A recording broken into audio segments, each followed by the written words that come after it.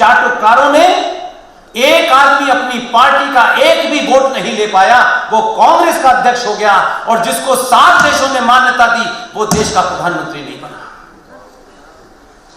समय की मार होती है, समय लगता है। राष्ट्रों के जीवन में 2 दिन में नहीं होता, सदियां लग जाती हैं। कोई कुछ करेगा, कोई हमारी बात करेगा। पूरी मुहिम चलाई कि इंडिया गेट की कैनोपी जब से वो जॉर्ज पंजम की मूर्ति 68 से खड़ी है, अगर सुभाष यहां पे लगा दिए जाए तो कैसा रहेगा। ये मुहिम चलती रही, सब लोग बड़े हमसे, फिर कहा तुम ऐसी एजेंडे उठाते हो। हमने कहा हम पागल हैं, हमको ऐसी एजेंडे उठाने आते हैं। खूब किया एक दिन खड़े होकर के उसने 23 जनवरी को सुभाष के जन्मदिन एक बड़ी घोषणा की।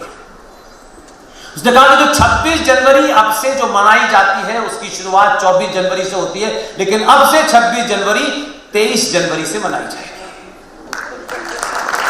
जब तक ये शौक लगता तब तक उसने शाम को खड़े होकर कहा कि इंडिया गेट पर 28 फीट ग्रेनाइट की मूर्ति सुभाष चंद्र बोस की लगेगी।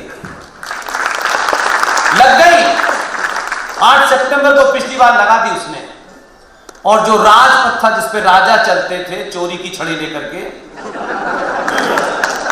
उसे उसने कर्तव्य पथ कर दिया। उस दिन मुझसे एक टेलीविजन वाले ने मुझसे पूछा, हम 8 लोगों को बुलाया गया था, तो हम लोग उस फंक्शन में थे, आम लोगों में बैठे थे। उसने पूछा कि आपकी एक मुहिम पूरी हो गई, अब क्या चाहते हैं। हमने कहा हमारी चाहत तो खत्म ही नहीं होने वाली भाई। उस दिन अकस्मात ही मेरे मुंह से निकला, कोई दिमाग में नहीं था, क्योंकि हम तो वैसे में थका हुआ था, इंदौर से रात की फ्लाइट लेके पहुंचा था कि पता चला कि जब सुबह उसका इनॉग्रेशन। मैंने कहा जब यहां सुभाष आ गए, सुभाष के पैरों के पास से जो जमीन निकल रही है वो राष्ट्रपति भवन में जा रही है, और आपने इस पूरे इसको कर्तव्य पद भी रख दिया है, फिर राष्ट्रपति भवन में ये मुगल कब पैदा हुआ था कि ये मुगल गार्डन है। भाई साहब ये आदमी इतनी तेजी से सुनता है। एक दिन मुझे तस्वीर भेजी कि एनडीएमसी मुगल गार्डन के बोर्ड को कबाड़े में रख के ले जा रही है। ऐसे ही राष्ट्र बनते हैं। आप अपना काम कीजिए, हम अपना काम कर रहे हैं। जिन लोगों को कांग्रेस पार्टी ने सताया था, जिनका अपमान किया था, आज दोनों लोग सुभाष इंडिया गेट पे और सावरकर पार्लियामेंट में दोनों बैठे।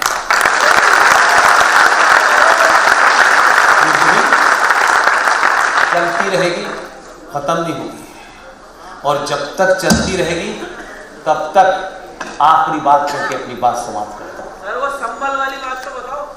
संभल का एक एमपी था, वो पार्लियामेंट में बैठता था जब ये 14 नहीं पैदा हुआ था। वो बैठता था और जैसे ही सत्र का समापन होता है तो वंदे मातरम बजता था। तो वो जो आधा भी वंदे मातरम बजता था तो सबके बीच में से निकल के जाता था, ये बताने के लिए कि मैं वंदे मातरम नहीं गाऊंगा। 14 में आपने जिसे भेजा उसको उसका पता था।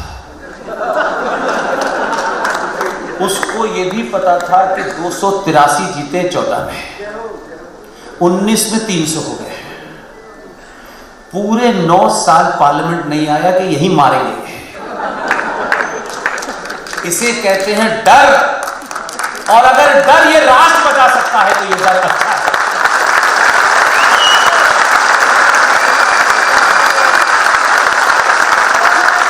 इसलिए आपको कोई गाली नहीं देनी, किसी को डर नहीं।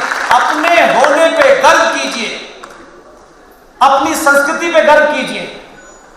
ऊल जलूल किताबें पढ़ने से आपकी संस्कृति भ्रष्ट नहीं हो जाती, और गलत नैरेटिव बोलना बंद कर दीजिए, और पंडित जी को भी जाके समझाइए सारे धर्म बराबर हैं। यह दुनिया का सबसे बड़ा झूठ है। मजहब और धर्म दो अलग अलग चीजें हैं। अंग्रेजी का शब्द रिलीजन, रिलीजन को उर्दू में कहते हैं मजहब। हिंदी में धर्म नहीं कहते, हिंदी में कहते हैं पंथ। धर्म हमारे शास्त्रों में, हमारे साहित्य में धर्म का अर्थ होता है ड्यूटी, कर्तव्य। मां का धर्म क्या है, पिता का धर्म क्या है, बेटे का धर्म क्या है, बहू का क्या है, सास का क्या है, राजा का धर्म क्या है, उसकी ड्यूटी क्या है। इसलिए अटल बिहारी वाजपेयी ने 2002 में जब वहां होली हुई थी एक, उसके बाद गए तब उन्होंने कहा राष्ट्र धर्म का पालन कीजिए। उसने कहा वही कर रहा हूं।